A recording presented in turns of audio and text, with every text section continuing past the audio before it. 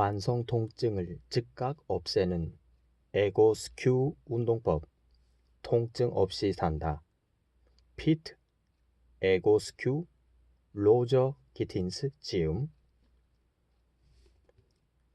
특별한 약이나 수술, 값비싼 물리요법 없이 만성 통증을 싹 없애는 혁명적인 메시지.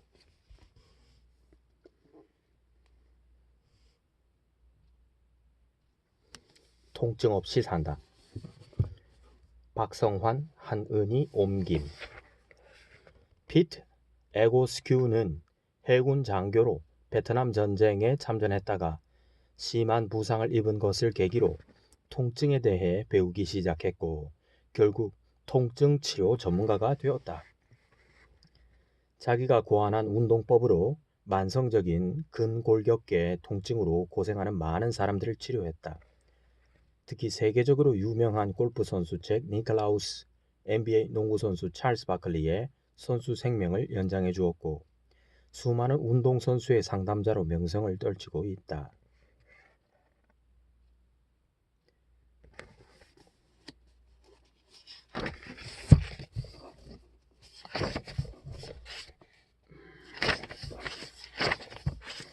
이제는 통증 없이 건강하게 삽시다.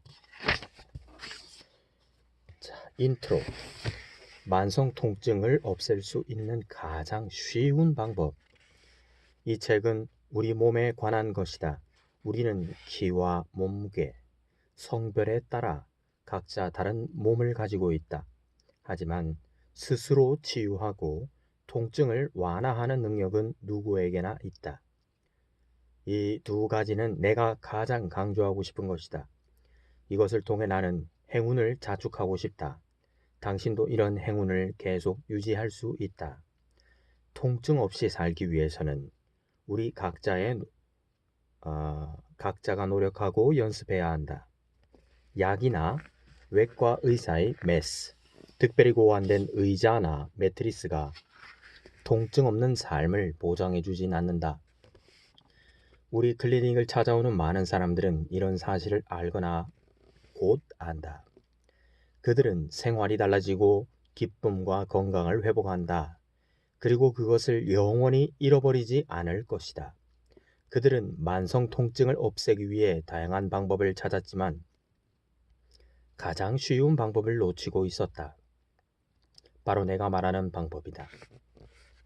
다음 장부터 그 방법을 소개할 것이다. 그것은 첨단 의약품이나 정교한 물리치료가 필요 없다. 특별한 기구를 사거나 전문가와 상의할 필요도 없다. 1장에서 3장까지는 건강하게 살기 위해 우리 몸이 어떻게 설계되었는지 살펴볼 것이다.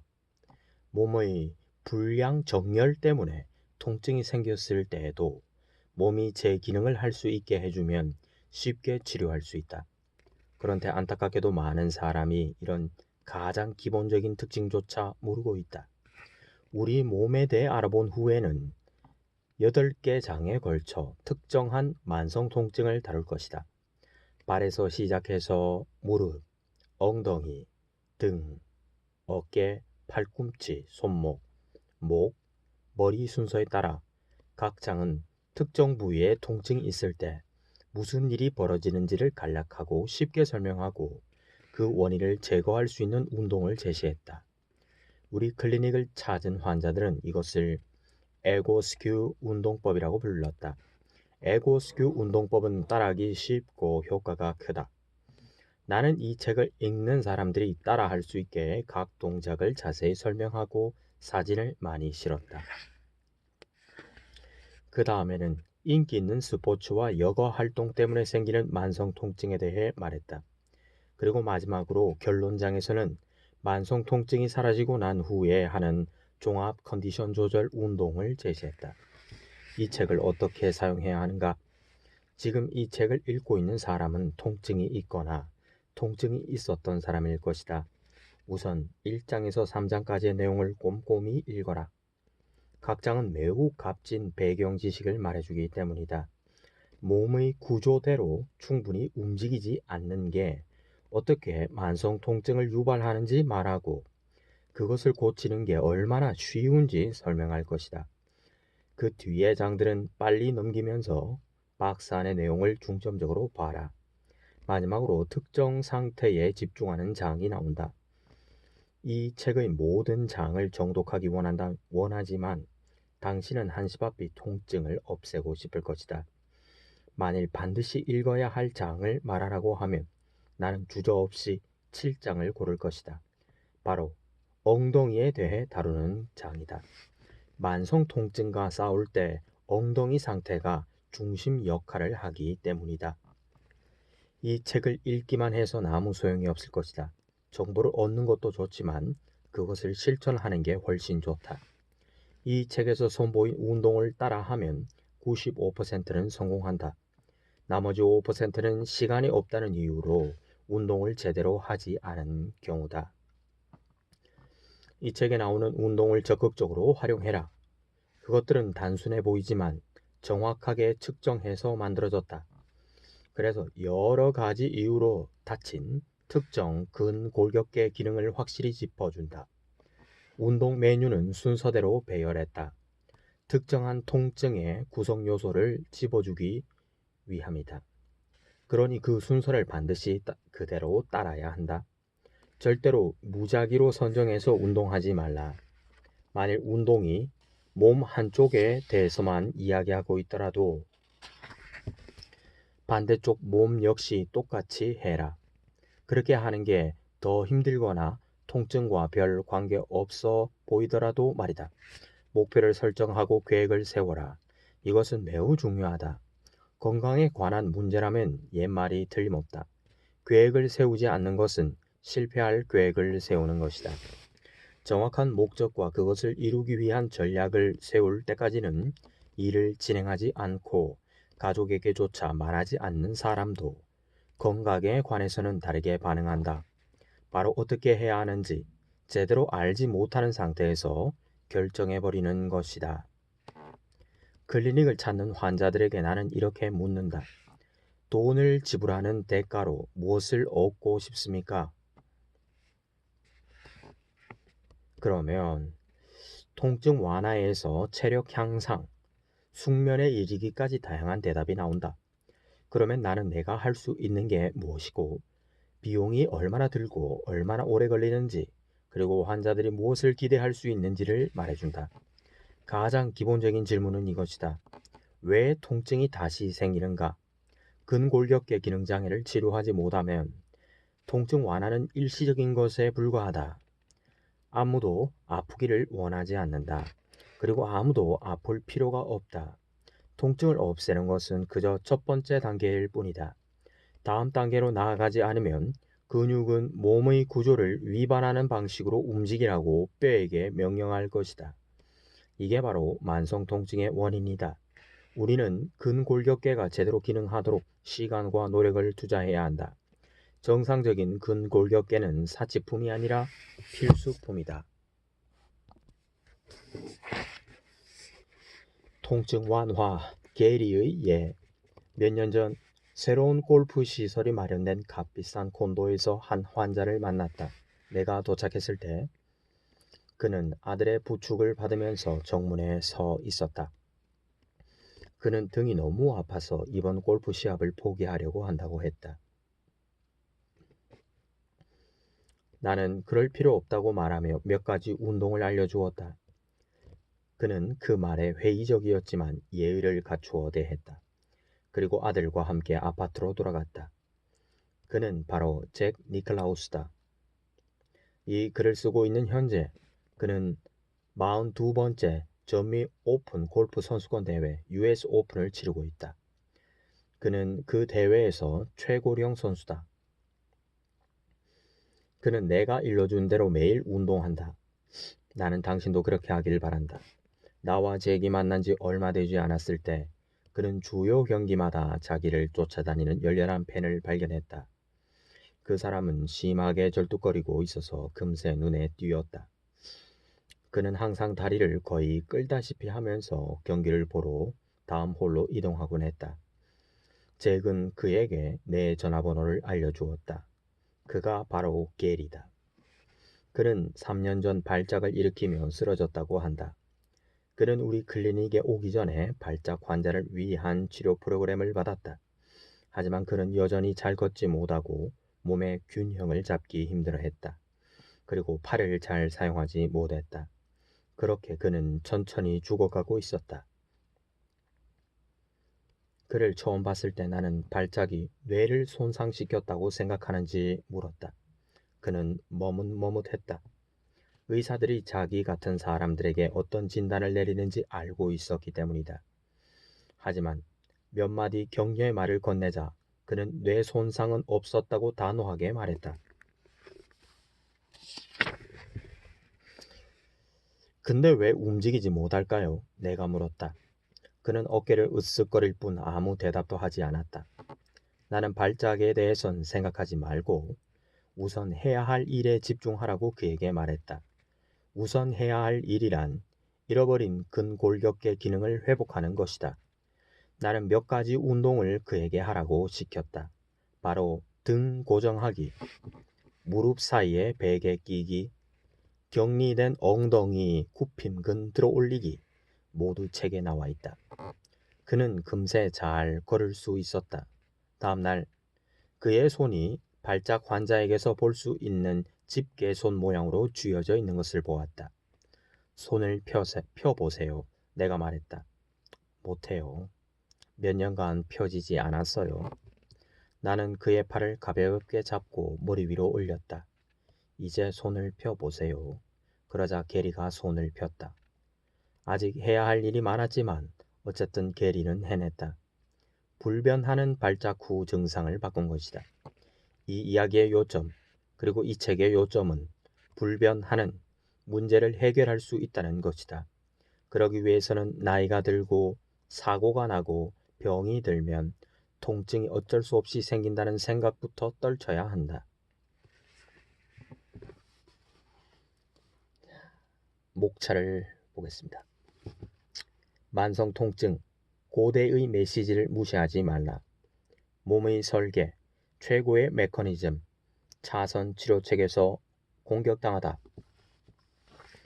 차선 치료책에게 공격당하다. 에고스큐 운동법, 통증의 근본 원인을 없애라. 발바닥의 아치를 지켜라. 발목, 사고는 예방할 수 있다. 무릎, 양측성을 지켜라. 엉덩이, 우리는 하나다. 척추, S곡선을 지켜라. 어깨, 보이지 않는 상자 안에서 벗어나라. 팔꿈치, 손목, 손, 귀족처럼 다루어라. 목과 머리, 수평을 유지해라. 스포츠 부상과 성과, 부상 무서워서 운동 못하랴. 통증 해방, 우리에겐 움직일 권리가 있다.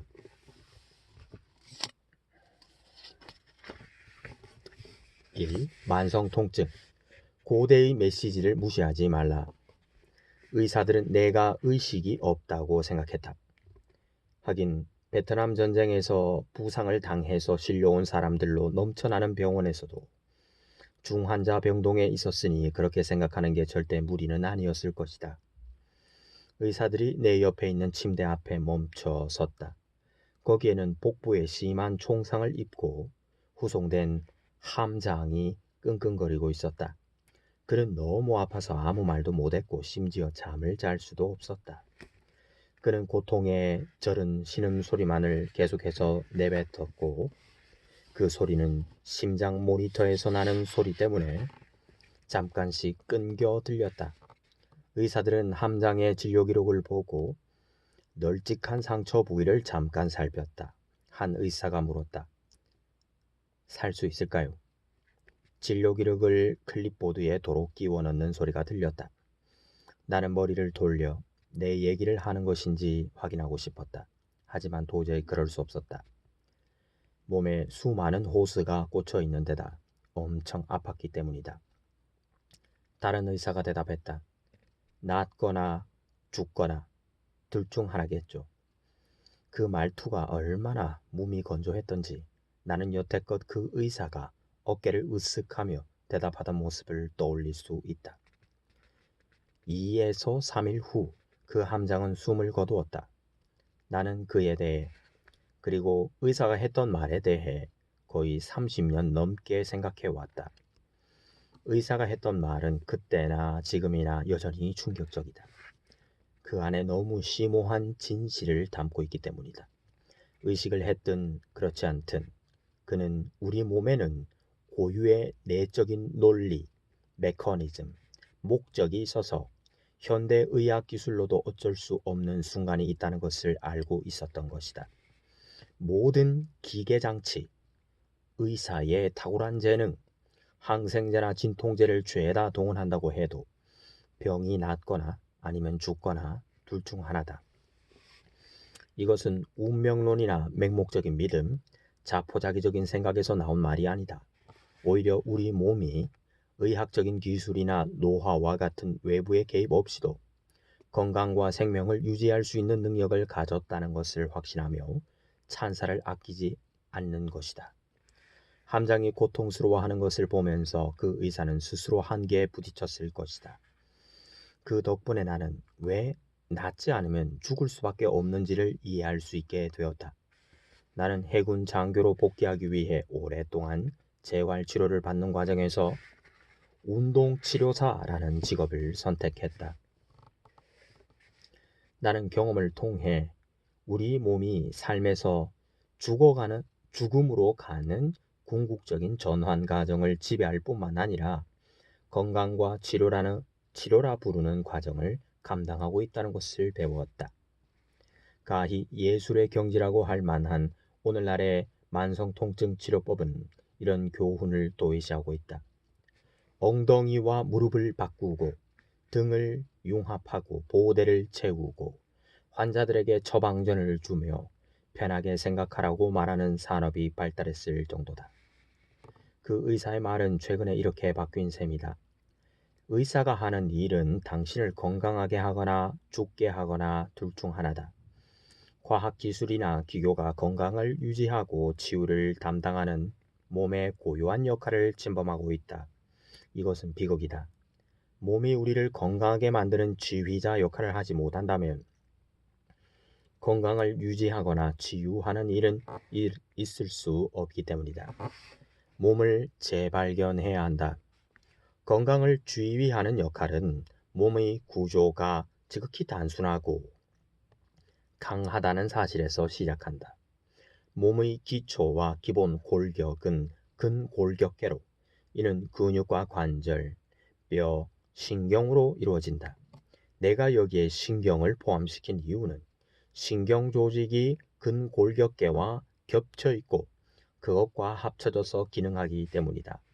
모든 구성 요소 간의 상호작용은 매우 정교하고 대단히 복잡하며 목적과 재료에 완벽하게 맞아떨어진다. 이처럼 완벽한 상호작용을 다르게 배치하는 것은 그 의도가 아무리 좋았던들 결국엔 좋지 않은 결과를 가져올 것이다. 그런데도 급진적으로 공격적인 방법으로 만성 통증을 치료하는 일이 점점 빈번하게 일어나고 있다. 이러한 치료는 몸의 구조를 재구성해야 하는 도전의 대상으로 보는 것이다. 그 결과 우리는 심장이 뛰고 폐에 공기가 차 있는 것, 두 다리로 서 있고 머리를 높이 세우는 것이 건강이나 생명과 아무 관계없다고 생각한다. 그리고 손을 뻗고 손가락을 구부리는 것, 걷거나 뛰고 몸을 꼬거나 돌릴 수 있는 것과 건강이 아무 상관없다고 치부한다. 이런 생각을 흔히들 하고 항상 다른 방법이나 더 나은 방법이 있을 거라고 말한다. 그렇다면 왜 이런 방법들로도 만성 통증을 없앨 수 없을까?